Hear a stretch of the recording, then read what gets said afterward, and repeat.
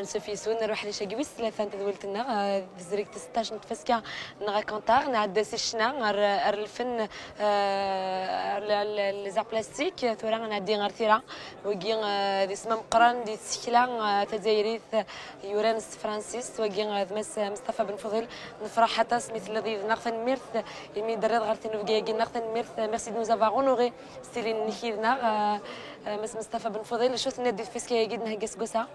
D'abord, ça me à vous aussi. En fait, je suis encore sur un nuage. Parce que ça faisait un moment, je dirais même un bon moment que je n'étais pas venu à Racontar, à mon grande dame, parce que je prenais la mesure de ce que je ratais.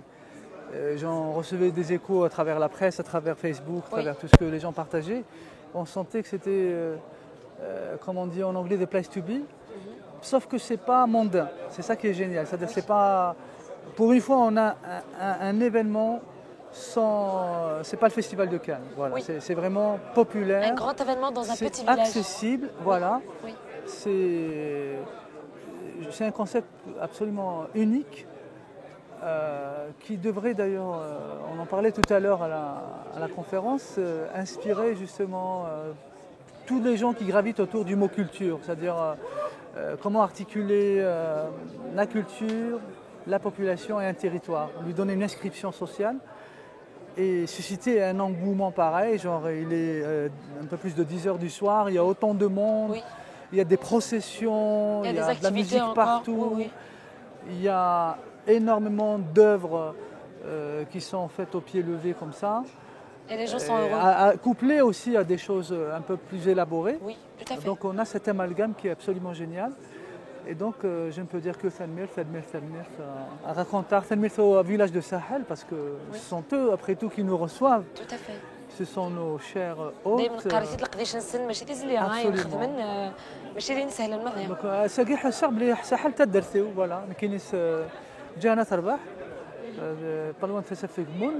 Aujourd'hui, je me sens dans mon village, je me sens avec les miens, et je me sens surtout, voilà, dans une idée extrêmement généreuse de la culture, c'est-à-dire quelque chose aussi qui est extrêmement ouvert, avec toute cette diversité qu'on voit à chaque coin de rue. Oui,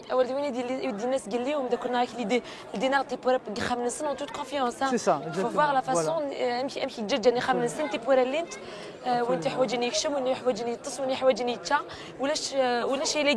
n'y a pas de propriété.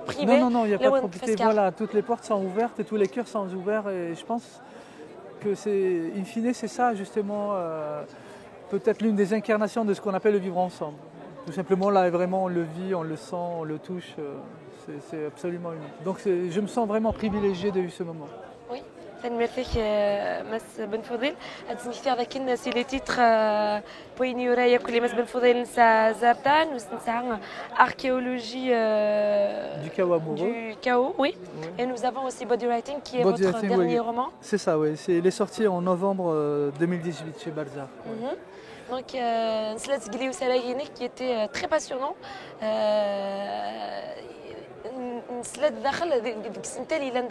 Les thèmes que vous avez abordés dans votre roman nous fait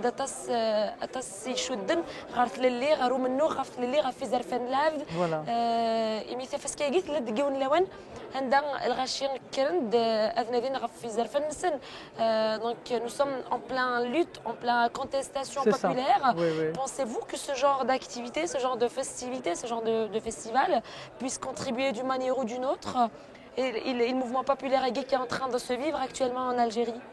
Enfin, je dirais oui, c'est-à-dire la résonance, elle est presque évidente. En fait, Racontar, c'est ce à quoi on aspire. Sauf qu'ils ont été précurseurs, c'est très paradoxal. Oui. C'est-à-dire, c'est quelque chose qui existe, il en est à sa 16e édition quand même, il faut le rappeler. Et ça fait 16 ans que les gens occupent un territoire, réinventent la démocratie par la culture.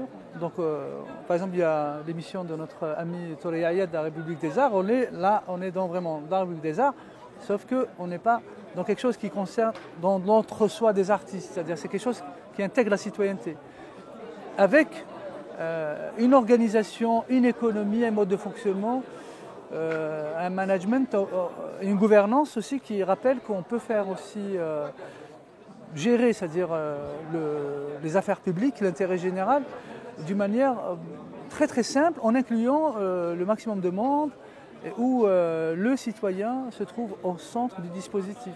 C'est-à-dire, ce qui est génial, c'est que ce sont, justement, vous l'avez très bien souligné, ce sont d'abord les habitants qui portent le projet. C'est-à-dire, et il ne saurait en être autrement, parce que quand on voit justement un peu toutes les contraintes en termes d'affluence, en termes de stationnement, c'est une grosse pollution pour une région montagneuse. Quand on voit l'aspect sonore, on se dit quand même, il faut un peu de patience, si ce n'est plus, un peu de, voilà, et du coup ils prennent énormément sur eux-mêmes. Tout à fait. Et à chaque fois, ils reçoivent tout le monde. Et j'ai vu tout à l'heure des matricules d'un peu partout, de toutes les wilayas.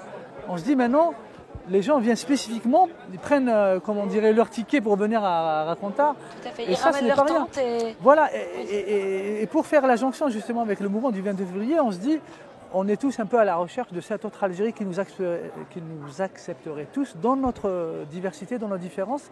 Et là, c'est pour dire que c'est possible. Donc il faut arrêter d'être effrayé par le mot différence, et par le mot culture, et par le drapeau amazigh, et par tout ce qui pourrait un peu nous différencier.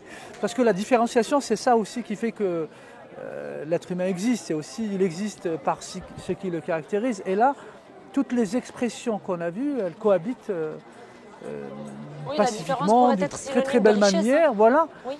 Et du coup, je pense que ce modèle-là, j'espère en tout cas, il pourrait aussi inspirer l'Algérie de demain qui est en construction, comme une page en construction. C'est-à-dire l'Algérie qu'on est en train de construire depuis le 22 février. Oui. C'est une très belle analogie que vous établissez entre les deux mouvements. Hein. Oui, je dirais même...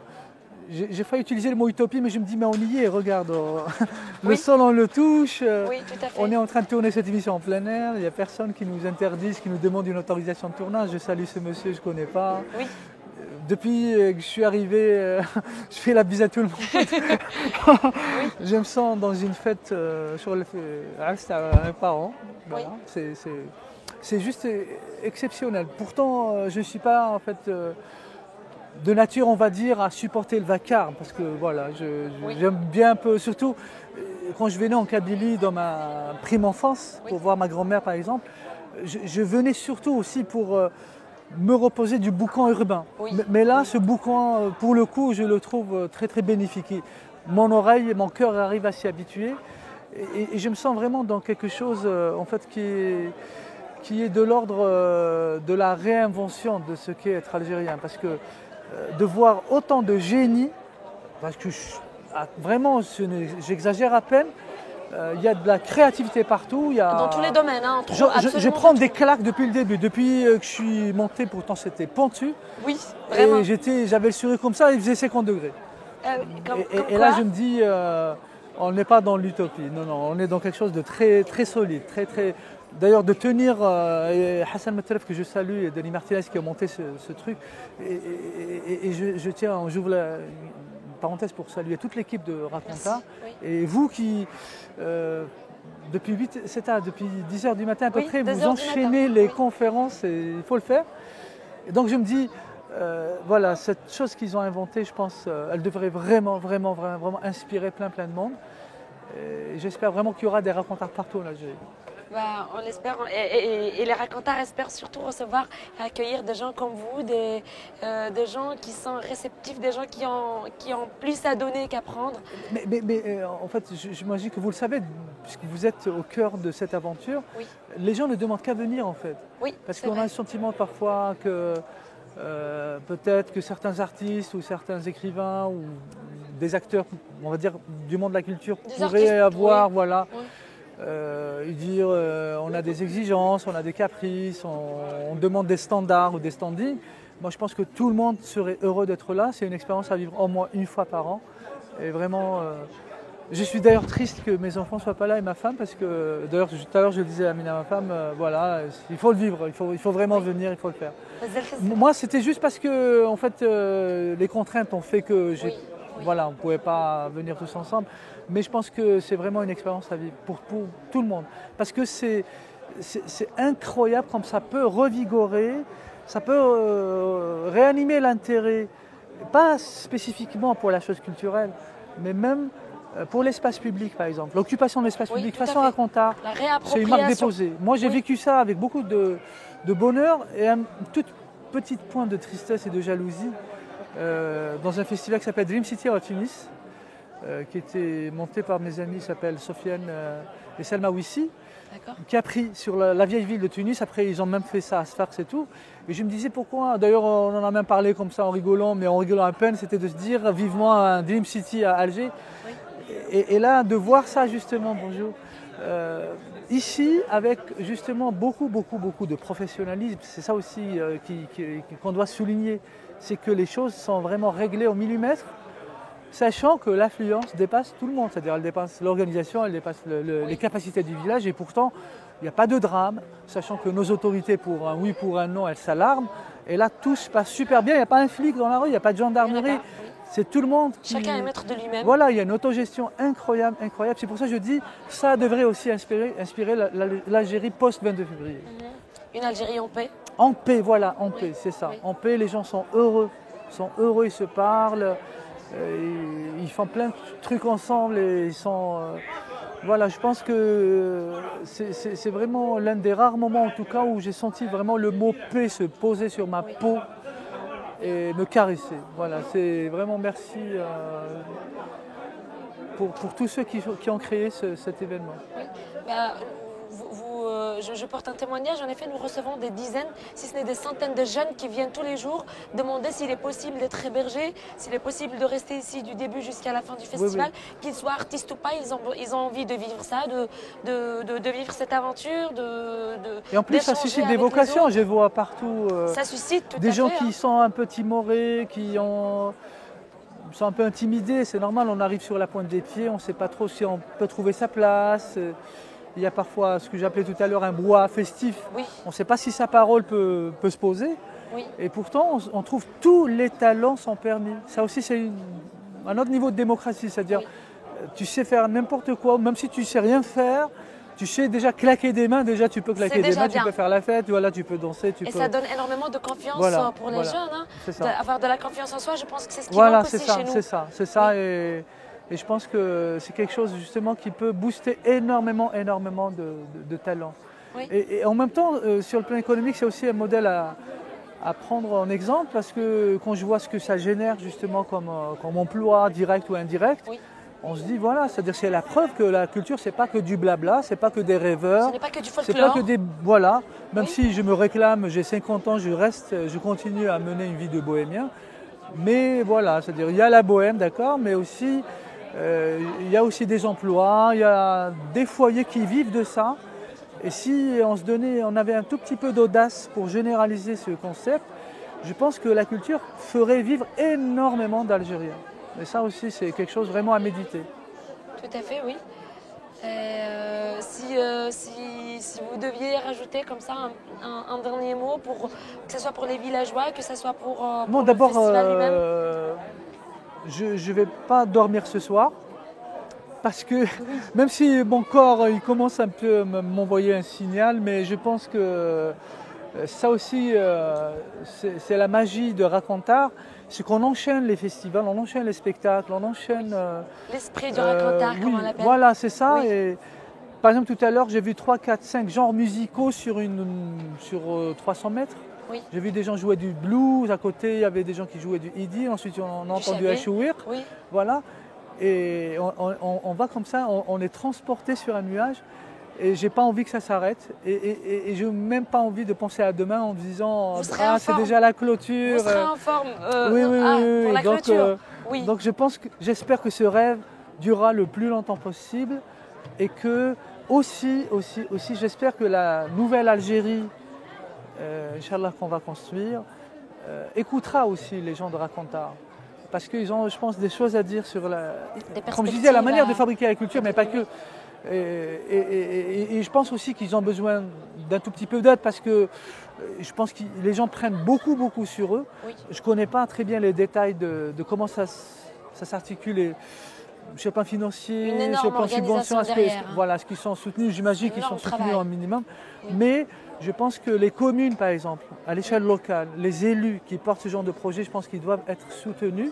Et on doit les porter au Pignac, on doit les célébrer. Ce sont nos héros. Donc bravo encore une fois Hassan Metelef, à Denis Martinez, à Oui. toute l'équipe de Raconteur, à toutes les petites mains qu'on ne voit pas, Tout à qui fait. sont géniaux. Il y a énormément de bénévoles qui méritent vraiment tout notre amour et notre respect.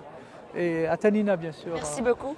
Et à toute l'équipe d'Interligne. Merci, nous le disons tous les jours, c'est Daoud Rassagir, تنمرتي كتيني تنمرتي وذوك دي تسن كنسي هو اللي مقلق ديش النغم بلا كنوي ولي واشوث Bon, دونك on forme une يسونين équipe, là on forme tout une à fait équipe, nous ouais. formons une équipe nous sommes là pour vous et vous êtes là pour nous Voilà. c'est fabuleux c'est vraiment très beau. Et si je peux me permettre un dernier mot, je l'ai dit tout à l'heure, une pensée profonde à tous les détenus d'opinion. Oui. Parce qu'ils sont en prison pour nous. Et moi, Oui. je me sens, une partie de moi, elle est avec eux. C'est-à-dire, je ne me sens pas tout à fait en paix tant que Samira, Walid, Amin, Rakhdar Bourga'a, tout le monde sont en tôle pour les mêmes idées que nous sommes en train de défendre, qui sont ici incarnées par Raconta. Oui. Merci beaucoup, Monsieur Bonfodil, pour votre disponibilité. Merci d'être Merci, là. Tanina. Merci de nous honorer de votre présence.